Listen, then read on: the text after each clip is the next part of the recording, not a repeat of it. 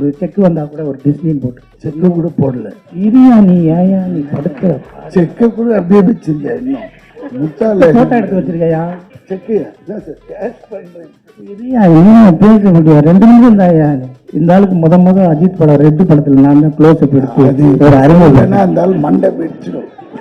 இவரை முத அறிமுகம் இம்மீடியட் கவுண்டர் தெரியுமா உங்களுக்கு? அப்படி வந்தாரு வாங்கன்னு மதுரை அதை விட்டுட்டு இப்போ இதை பற்றி நீ வாயா இப்போ நம்ம நடிக்க வந்ததே பெரிய ஆக்சிடென்ட் தான். எங்க தலைவர் முன்னாடி நிற்கிறதும் அது பெரிய பாக்கியம் தான். நம்ம முகரக்கட்டைக்கெல்லாம் போய் நடிக்க போகிறோமா அப்படிங்கிறதெல்லாம் இருக்கும். ஆனால் அதை தாண்டி ஃபர்ஸ்ட் லயன் கிங்க்கு 2019 பேச கூப்பிடும்போது, பிரதாப்பா இருக்கட்டும், டிஸ்னிலேருந்து கூப்பிடும்போது அதை நான் பெருசாக நினைக்கல. அது எனக்கு தெரியல. இந்த லைன் கிங்கை பற்றி எனக்கு எதுவுமே தெரியல. பட் நான் வீட்டில் ஸ்பீக்கர் போட்டு பேசையில் என் பையங்க லைன் கிங்க்கு பேச வரீங்களான்னு கேட்டோன்னே, இல்லை சார் எனக்கு வேலை இருக்கு. ஒரு வேலையும் கிடையாது, சும்மா சொல்கிறதா வேலை இருக்குன்னு. உடனே அவங்க அப்பா லைன் கிங்குப்பா அம்மாப்பா சாப்பா எப்பா அக்குனா மட்டாடாப்பான்னு கேஜின்னு கத்திட்டாங்க. இது என்னடா அதுன்னு சொல்லிட்டு அவங்கள கூப்பிட்டு போயே நான் டப் பண்ணேன். நம்மளுக்கு என்னன்னா, ஒரு படத்தில் நடிக்கிறோம்.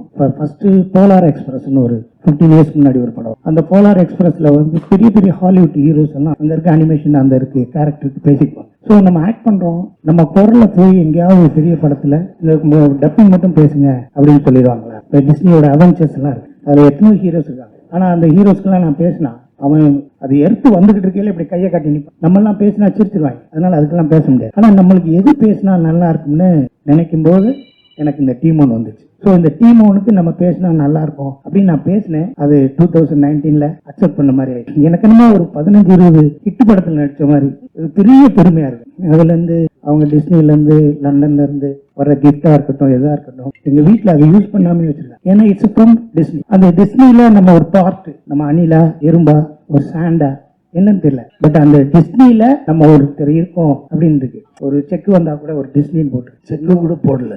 இரியா நீ ஏயா நீ படுக்கிற செக்க கூட அப்படியே வச்சிருக்கியா? இன்னும் முத்தால போட்டோ எடுத்து வச்சிருக்கையா?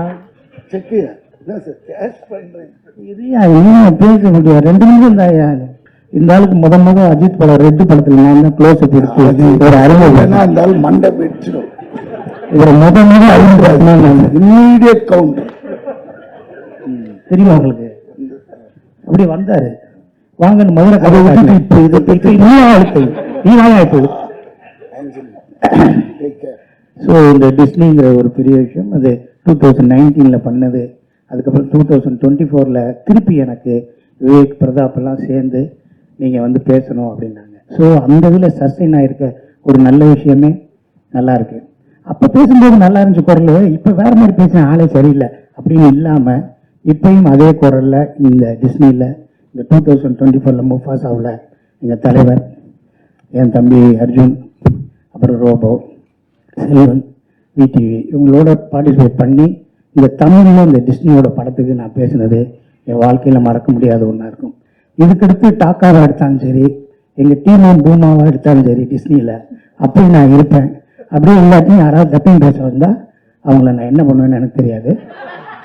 அந்த கேரக்டருக்கு நான் தான் பேசுவேன் அப்படின்னு உறுதியாக சொல்லி